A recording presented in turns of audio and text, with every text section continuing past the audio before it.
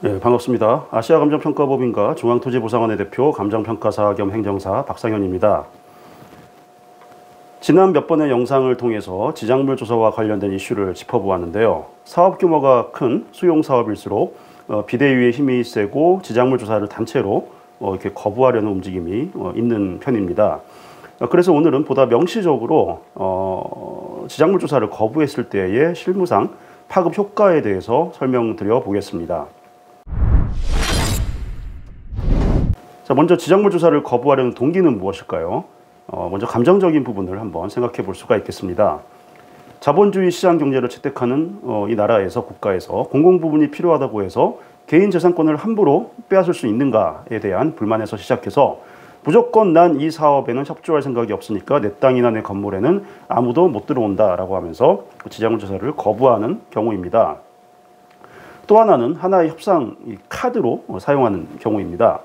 수용 절차 중에서 소유자의 협조 없이 강제로 지작물 조사를 진행할 법적인 근거는 아직 없기 때문에 비대위 차원에서 지작물 조사 협조 여부를 지렛대로 해서 보상금 예산에 대한 증액 여부라든지 아니면 협택이나 이택의 위치나 물량 같은 것들을 사업 시행자와 협상하기 위해서 카드로 쓰기도 합니다. 지작물 조사를 만약 끝까지 거부하면 어떤 일이 발생할까요?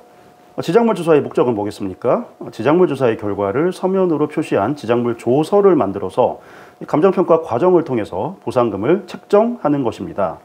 결국 감정평가를 실시하기 위해서 지작물 조사를 먼저 받는 것이고, 지작물 조사의 거부는 감정평가와 보상금 책정, 더 나아가서 보상 절차를 정상적으로 밟지 못하게 해서 수용 자체를 회피하기 위해서 하는 것이라고 볼 수가 있겠죠.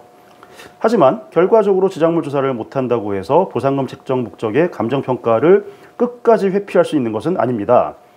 이러한 상황을 대비해서 감정평가사들에게 적용되는 감정평가에 관한 규칙 제10조 제2항에서는 다음과 같이 실질 조사를 하지 않고도 객관적이고 신뢰할 수 있는 자료를 충분히 확보할 수 있는 경우에는 지작물 내부를 보지 않고도 이른바 외관 평가를 실시할 수 있다고 규정하고 있습니다. 국토부 지리외신에서도 마찬가지로 평가 금액 산출에 관한 충분한 자료를 제출받으면은 이러한 사실을 감정평가서에 기재하고 정상적으로 평가할 수 있다라고 보고 있습니다. 그런데 이는 건축물 보상과 영업 보상에 있어서 실무상 다소 온도차가 있다고 볼 수 있습니다.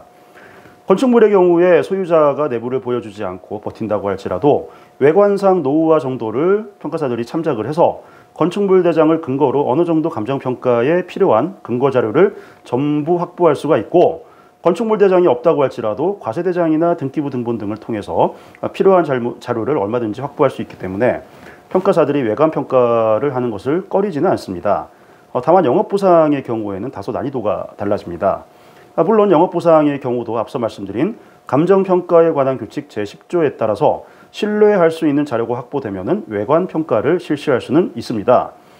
해당 사안의 질의에 대한 감정평가 협회에서 회신도 객관적인 자료나 인근 유사업종의 영업 상황을 종합적으로 고려해서 평가는 할 수 있다라고 밝히고는 있으나, 문제는 영업권의 경우 매출 자료나 내부 인테리어 수준, 고정경비 규모 등을 파악할 수 있는 객관적인 자료를 확보하는 것이 매우 어렵습니다. 그래서 실무상 감정평가사들은 영업보상의 경우 자료 제출이나 영업권자 인터뷰 없이 영업보상 평가를 강행하는 것을 매우 꺼리는 편입니다. 지작물 조사 없이 외관평가를 강행해서 1차 협의보상을 실시한 경우, 만약 그 다음 단계인 수용재결 감정평가에서 소유자가 이 봉쇄를 풀고 현장 감정이 실시가 되어서 평가사들이 내부를 딱 봤더니 지작물 조서에 없던 이른바 누락 지작물이 다수 발견되거나 내부 인테리어 수준이 생각했던 것보다는 매우 좋다든지 하는 상황이 발생했다면 어떻게 될까요? 자, 먼저 외관이 생각보다 관리가 잘 되어 있는 경우라면은 지작물 단가 수준을 상향 조정해서 재결 평가를 실시하면 됩니다.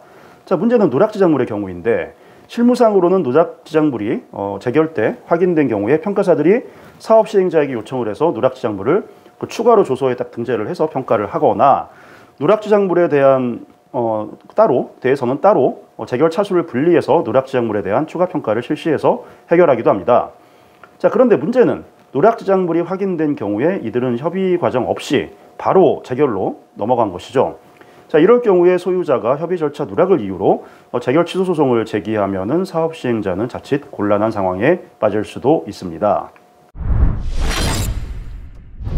자, 그런데 재결이나 소송에 가지 않고 딱 한 번에 원샷으로 감정평가가 끝내야 하는 경우라면 입장이 달라집니다.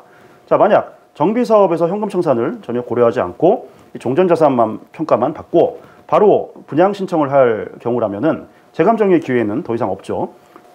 자, 이럴 경우에는 감정평가에 적극적으로 임해서 지작물 가격 책정에 협조하는 편이 훨씬 낫습니다. 3080 플러스 사업, 즉 도심 공공주택 복합사업의 경우도 마찬가지입니다.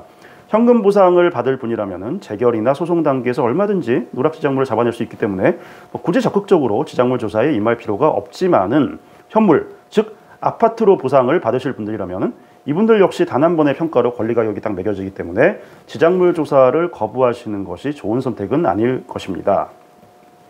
자, 마지막으로 지작물 조사와 관련해서 브로커들이 활개치는 것을 현장에서 제가 많이 봤는데요.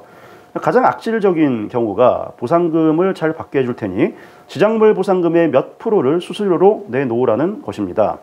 이 정도까지는 아니라도 미리 성금으로 몇백만 원을 주면은 지작물 조사에 관한 의견서나 지작물 조사서를 자체적으로 만들어서 사업 시행자에게 대신 납품해 주겠다 라는 그런 내용인데, 대부분의 지작물 소유자는 이런 컨설팅에 응하시면 안 됩니다. 전부 사기입니다. 우리나라 감정평가사들 상당히 많은 공부를 한 사람들입니다. 이러한 컨설팅이 없이도 충분히 적정한 가격을 산출할 수 있는 분들입니다. 다만 내 건물이 정말 특수한 공법을 통해서 지어졌다던가 아니면 내 영업이 매우 특수해서 이걸 이전하는데 정말 많은 자금이 소요된다든지 하는 특별한 사정이 있는 경우에 이런 사기성이 높은 컨설팅을 받으실 것이 아니라 자체적으로 견적을 받는다든지 아니면 소요된 경비 지출 증빙을 제출한다든지 하는 방법으로 얼마든지 정당한 보상을 받을 수가 있습니다. 이상 감정평가사 겸 행정사 박상현이었습니다. 감사합니다.